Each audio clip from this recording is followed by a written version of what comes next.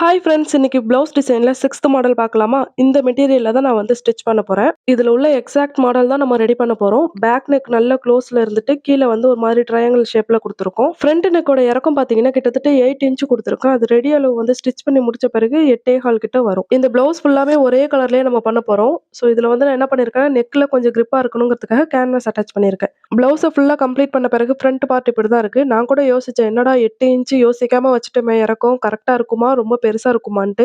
பரவால்ல, ஃபிட்டிங் ரொம்பவே நல்லா வந்திருந்துச்சு. பேக் பார்ட்ல பார்த்தீங்கன்னா, மேல மட்டும் ஒரு சின்ன பட்டன் ஒண்ணு வச்சிருக்கேன். இது வந்து நார்மலா ஷர்ட்டுக்கு யூஸ் பண்ணுவோம்ல, அதே பட்டன் தான். அதுல மேல இந்த கிளாத்த சுத்தி நம்ம வந்து அதுல பட்டன் மாரி ரெடி பண்ணியிருக்கோம்.